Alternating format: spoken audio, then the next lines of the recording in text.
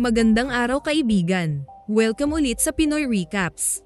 Ang palabas na ibabahagi ko ngayon ay ang British action drama TV series na The Day of the Jackal na ipinalabas noong November 2024. Isang araw sa Munich, Germany, may isang matandang lalaki na kakalabas lang ng CR.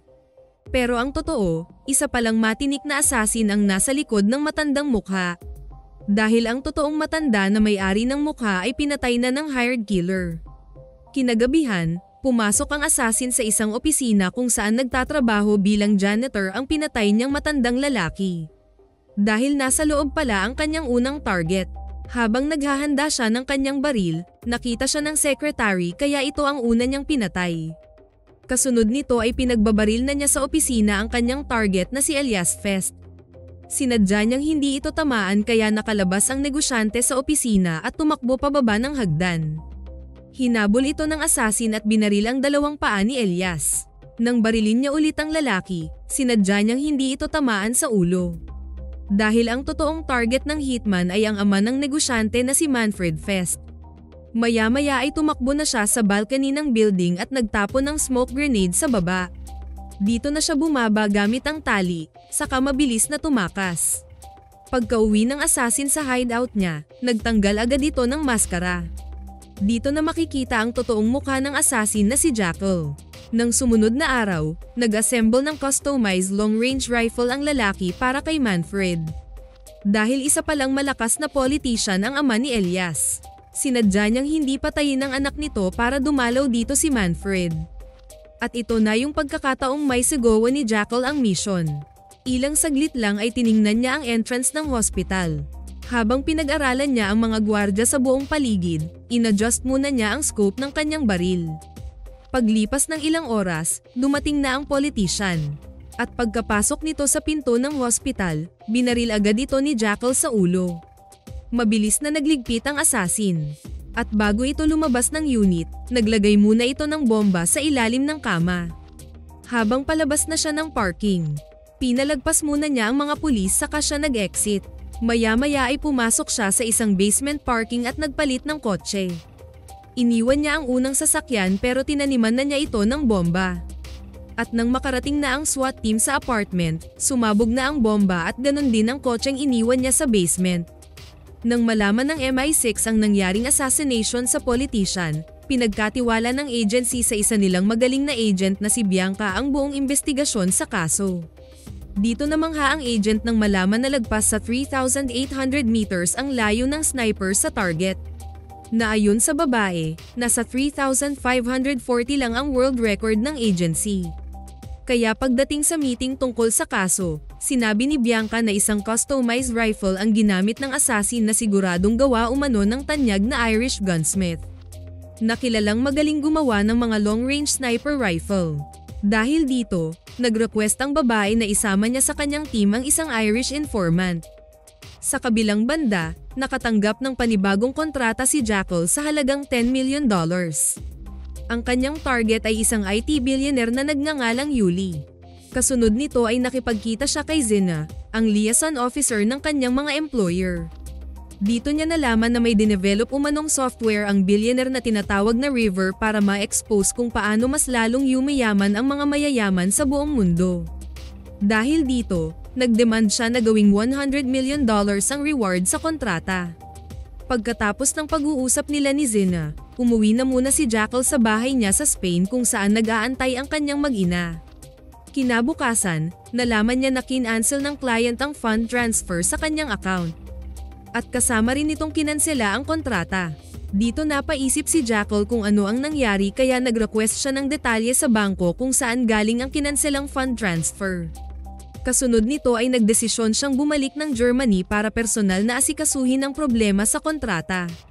Dismayado ang asawa niyang si Nuria nang magpaalam siyang babalik na naman siya ng Munich. Pero wala rin itong nagawa dahil related umano ito sa kanyang trabaho. Maya-maya lang ay hinatid siya ng cab iyak sa airport. Ngunit nang makaalis na si Nuria, sumakay ng taxi si Jackal at pumunta sa bangko para kunin sa safety vault ang kanyang pekeng passport. Pero ang hindi alam ng assassin nakita pala siya ng kanyang asawa at inakala nitong may ibang babae si Jackal. Pagdating niya sa Munich, nakipagkita agad siya kay Zina. Dito na niya nalaman na hinold pala ng partner ng client ang bayad sa kanya para sa bagong kontrata. Babayaran daw muna siya ng advance na 20 million at ang balanse ay kung mapatay niya umano ang target bago nito ilabas sa publiko ang na-develop na software. Nang araw ding iyon, nalaman na ni Jackal kung saan nanggaling ang fund transfer para sa kanyang account. Dito niya nalaman na isa si Elias sa board ng kumpanya kaya nagduda siya na ang negosyante din ang nagutos na patayin ang sarili nitong ama. Samantala, unti-unting nakagawa ng profile si Bianca sa assassin habang pinapanood ang mga videos nito. Nasa 40s pa umano ang edad ng lalaki, right-handed, dati umanong membro ng military at exceptional ang sniping skills. Para umano mahanap nila ang katauhan ng hitman. Hinalungkat niya ang records ng isang military academy para hanapin ang match ng mga nakuha niyang impormasyon. Kasunod nito ay nakatanggap siya ng detalye sa informant na nasa Belarus ang Irish gunsmith kaya pinuntahan agad ito ng team ni Bianca. Ngunit ang hindi alam ng mga agent, natunugan na pala ng Irish ang pagdating nila kaya tumakas na ito saka nag-iwan ng bomba sa hideout. Palpak at nasaktan pa sila sa operasyon. Kaya pagbalik ng agent sa opisina, binalaan siya ng kanyang superior na posibleng may spy umano sa team niya. Kasunod nito ay nalaman din niya na regular ang pag-uusap ng assassin at ng gunsmith. Balik sa Munich, umattend muna sa funeral service ni Manfred si Jackal. Pinatay nito ang driver ng negosyante at pumalit siya dito. Nang kumprontahin niya si Elias sa bayad sa huling mission, nagalit pala ito sa kanya dahil sa pagbaril niya sa mga paa nito. Hindi rin natuwa ang assassin sa ginawa ng negosyante kaya pinatay niya ito. Habang akay ng metro si Jackal, nakita niya sa CCTV na nalaman na ng asawa niya at pamilya nito ang sekretong kwarto kung saan nakatago ang mga gamit niya bilang isang hired killer. Dahil dito, tinawagan niya si Nuria at pinapapunta niya ng Paris ang cab-iyak para makipag-usap. Nang sumunod na araw, dumating na sa hotel si Nuria. Dito inamin ni Jackal sa asawa na matagal na niyang tinago dito ang totoong trabaho niya. Na-involve umano siya sa sindikato ng malalaking kumpanya, na ang mga nakitang kagamitan niya sa secret room ay mga kailanganin niya sa kanyang trabaho. Pinaniwala niya ang asawa na huling mission na umano niya ito at magsasama na silang muli. Sa kabilang banda, nagpatuloy pa rin ang paghahanap ni Bianca ng clue sa katauhan ng assassin. Pinuntahan ng babae ang isang shooting instructor kung saan nalaman niya dito na may dati siyang sundalo na kayang tumira ng 4 na kilometro ang layo sa target. Ngunit patay na umano ang sundalong ito, 10 taon na ang nakalipas. Para makasiguro, tinawagan agad ni Bianca ang assistant na i-verify ang impormasyon ito kung totoong patay na ang sniper na sinasabi ng instructor. Kasunod nito ay nag-umpisa ng magtrabaho ni Jackal sa bago niyang kontrata. Pumunta siya sa venue kung saan ipre-present ng kanyang target ang software. Dumaan siya sa security at inassess ang buong concert hall. Ilang saglit lang ay pumasok siya sa technical room. Binuksan niya ang retractable panel kung saan makikita niya ang stage sa baba. Ininspeksyon niya at dito siya nakita ng magandang pwesto. Ngunit biglang bumukas ang mga panel na muntik na niyang ikahulog. Buti na lang nakahawak siya sa isang cable at nakaakyat pabalik ngunit nahulog naman ang kanyang cellphone. Pagbalik sa lobby, kinausap niya ang isang guard para tulungan siyang hanapin ang nahulog na phone sa concert hall. Binola-bola niya ang lalaki para hindi siya mahalata bakit napunta sa hall ang kanyang telepono. Nang makabalik na sa hotel si Jackal, naabutan niya si Zina sa loob ng unit. Pinagsabihan siya nito na hindi umano natuwa ang mga employer sa kanyang pagpatay kay Elias. Ayaw umano ng mga billionaire ang mga surpresang pag-atake sa mga kabaro nila. Dagdag ng babae na i-discuss niya umano kay Stock. Ang Irish gunsmith ang gagamitin niyang baril sa mission. Kaya ng sumunod na araw, lumipad ng Budapest si Jackal kung saan kasalukuyang nagtatago ang Irish. Dito pinag-usapan nilang dalawa na kailangang plastic ang gagamitin niyang baril para hindi ma-detect ng security scanner at nakatago ito sa susuotin niyang orthopedic boots. Habang inaantay nila ang mga parts ng rifle na niluluto ng machine, kinumusta ni Jackal ang injury ni Stock. Tinamaan pala ito noong na-encounter ang mga agents ng MI6. Nang matapos na ang mga parts, inassemble agad ito ni Jackal. Bitbit ang isang watermelon, pumunta siya sa back-iring bahagi ng hideout ni Stock na isang open field. At dito niya kinalibrate ang nabuong rifle. Maya-maya lang ay tagumpay na naayos ni Jackal ang scope ng rifle. Saka siya pinaalalahanan ng Irish na hanggang 8 bala lang ang kayang i-accommodate ng baril, na wala na itong silbi paglagpas na sa limit. Ang hindi alam ng dalawa, natunton na rin pala ng team ni Bianca ang kinaroroonan ni Stock. Dahil sa kapatid nitong naaresto ng MI6 agents. Dahil dito, mabilis na tinawagan ni Jackal ang Irish ngunit huli na ang lahat, nasa paligid na ang mga agents at kalaunan ay nahuli rin ng mga ito si Stock. Nang mag-umpisa na silang i-interrogate ang gunsmith, binaril ni Jackal ang Irish para hindi na ito makapagsalita sa mga nalalaman nito. Ngunit natunton ng mga agents ang kinaroroonan niya kaya mabilis siyang tumakas sakay ng kabayo. Nasundan pa rin siya ng mga ito kaya tumalon siya sa ilog. Natakasan niya ang team ng babae hanggang sa makarating siya sa isang kamalig. Balak na sana ni Jackal na dito na muna magpahinga ngunit natagpuan siya ng may-ari ng farm. Nawalan siya ng malay nang paluin siya nito ng baril sa ulo. Pero kinabukasan, ginamit ng assassin ang skills niya kaya napatay niya ang farmer. Naiwan ang kapatid nitong lalaki na nagmakaawa na huwag patayin. Kaya hinostage ito ni Jackal at nagpahatid sa syudad. Habang nasa biyahe, tinawagan niya ang asawa na dalhin sa hotel ang ilang mga gamit niya para sa kanyang mission. Pagdating nila sa city, naawa ang assassin sa kapatid ng farmer kaya binuhay niya ito sa kondisyong hindi magsusumbong sa mga pulis. Ilang oras ang lumipas, nasa hotel na si Nuria nang dumating si Jackal. Dito pinakita ng assassin paano siya mag-transform para sa kanyang trabaho. Kaya napanganga si Nuria habang pinapanood ang asawa na naging isang matandang lalaki. Bago sila naghiwalay sa airport, sinabihan ni Jackal ang asawa na baka hindi na siya makakauwi pagkatapos ng misyong ito. Maya-maya lang ay nagulat ang assassin na makakasabay pala niya sa eroplano si Bianca at ang isa pang MI6 agent. Dahil malapit sa kanya na upo ang babae, nakikinig siya sa usapan ng dalawa. Dito niya nalaman na alam na pala ng mga ito na si Yuli ang sunod niyang target. Pagdating ni Jackal sa Estonia, nag-check-in agad siya sa isang hotel. Saka tinanggal ang kanyang maskara. Ilang minuto ang lumipas, kinatok siya ng 2 pulis para ipaalam na may nakawang nangyayari sa hotel. Dahil dito, tinawagan ng assassin ang nakilalang security guard sa venue para makipag-inuman dito. Pero ang totoo gusto lang lumipat ni Jackal ng matutuluyan dahil sa mga pulis na nakakita sa kanya sa hotel. Nang sumunod na araw, nagpunta ng library ang assassin para i-research ang blueprint ng concert hall kung saan ay la-launch ni Yuli ang kanyang program. Nagkita sila ni Zina dito kaya sinabihan niya ang babae na nakasunod na sa kanya ang MI6 agents. Dala-dala ang blueprint sa unit ng guard. Nagkunwaring architect si Jackal para hindi siya pagdudahan ng lalaki. Natuwa ito sa kanya dahil malaking proyekto umano ito. Dahilan para i-tour siya ng lalaki sa buong concert hall habang wala pang event. Nang makakita ng pagkakataon ng assassin, ginamit niya ang access card ng security guard para makapasok sa technical room at makahanap ng magandang pwesto para sa gagawing trabaho. Kasunod nito ay nagpaalam na siya sa bagong kaibigan na kailangan na niyang umalis sa apartment ng lalaki. Pero ang totoo, lumipat lang siya ng ibang hotel. Kinagabihan, pumasok na sa venue ang assassin, suot niya ang kanyang disguise na orthopedic boots kung saan nakatago ang kanyang rifle. Bumili muna siya ng pagkain at inumin saka pumasok sa ventilation para mag-antay ng tamang oras ng event ni Yuli. Dumating na ang araw ng presentation. Nagsidatingan na ang mga guest at kasama dito ang team ni Bianca. Paparating na din sa venue ang target ni Jackal.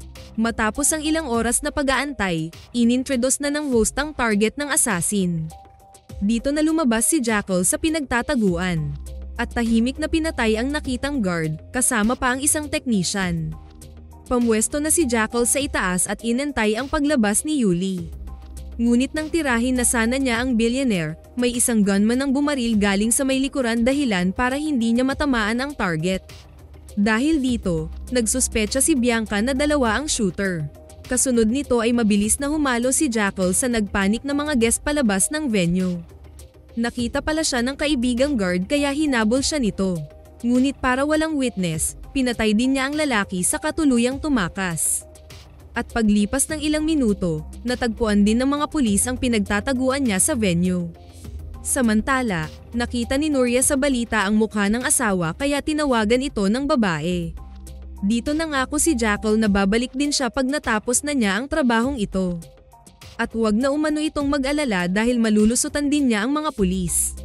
Balik sa MI6 office, wala nang ibang clue si Bianca kaya nag-request na siya na kailangan nilang makita ang file ni Alex, ang magaling na sniper na namatay na 10 taon ang nakalipas.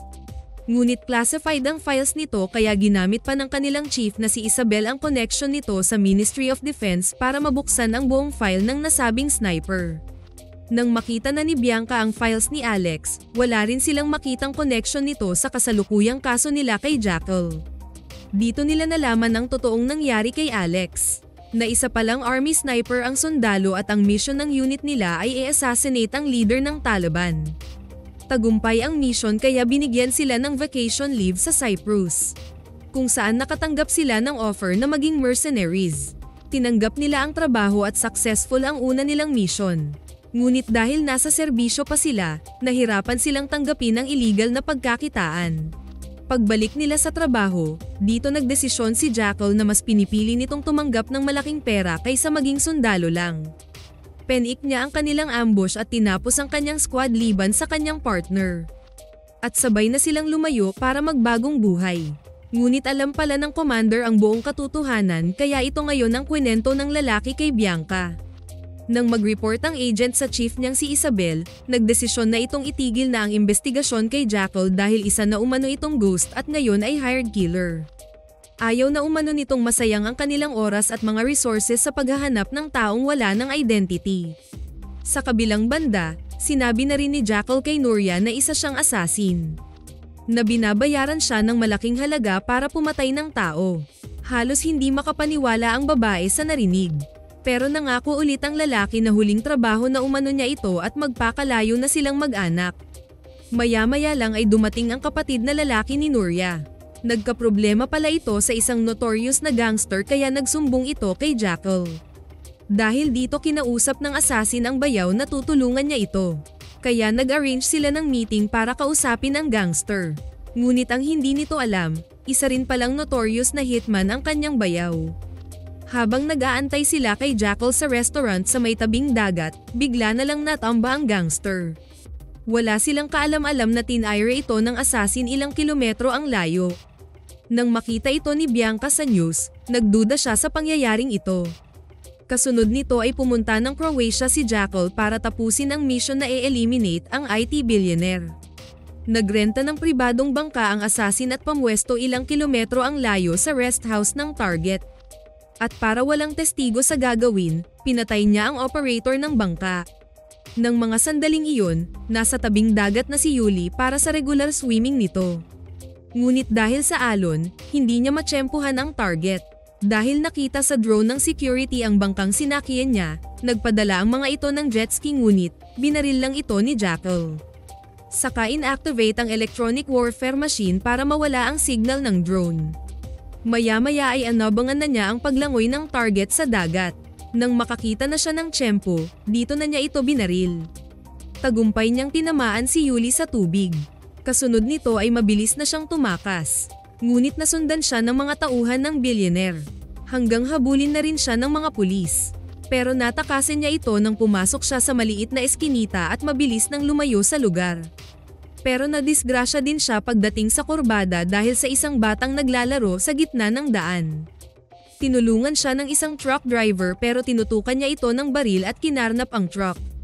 Pagdating sa liblib na lugar, sinunog niya ang truck at hinulag sa bangin. Isa palang camping site ang hininto ang kakahuyan kaya nakita niya dito ang matandang mag-asawa. Nagsinungaling siya sa mga ito na biktima siya sa hold-up. Naniwala naman ang mag-asawa kaya pinasakay siya para madala sa hospital, pero nagbago ang isip niya na mas gusto niyang magpahatid sa border. Ngunit naisip ni Jackal na mas mahalata sila kaya wala na rin siyang choice kundi patayin na din ang mag-asawa. Napaiyak siya nang tawagan si Nuria dahil wala naman siyang plano na patayin ang dalawang matanda. Sinabi na rin niya sa asawa na tapos na ang kanyang mission. Ilang saglit ang lumipas, pinasabog ni Jackal ang sasakyan gamit ang improvised na bomba at nagumpisa na siyang maglakbay papuntang London. Sa kabilang banda, nag-request si Bianca kay Isabel na payag ang pumunta ng Spain para imbestigahan ang assassination ni Yuli at ang gangster dahil parehas lang umano ang paraan ng pagpatay sa dalawa. Ngunit ayaw nang ipagpatuloy ng chief ang kaso dahil nagiging personal na umano ito kay Bianca. Pero nagmatigas ang agent kaya tinanggal ito sa trabaho ni Isabel. Kasunod nito ay nasurpresa si Isabel sa pagbisita ng Ministry of Foreign Affairs sa opisina niya. Inutusan pala ito ng mga employer ni Jackal na ipagpatuloy ang paghahanap sa assassin at patayin ito. Saka isunod na i-eliminate ang babaeng agent. Kinagabihan, pinuntahan ng chief si Bianca sa apartment nito para sabihan na ituloy ang mission na paghahanap kay Jackal pero kailangang walang ibang nakakaalam nito. Nang sumunod na araw, lumipad agad ang team ng agent sa Spain. Sinerveillance agad nila ang bahay ng assassin. Pagsapit ng gabi, nakita nila ang mag-ina ng hitman na sumakay ng taxi. At maya-maya lang ay dumating na din si Jackal. Ngunit wala na siyang inabutan sa bahay.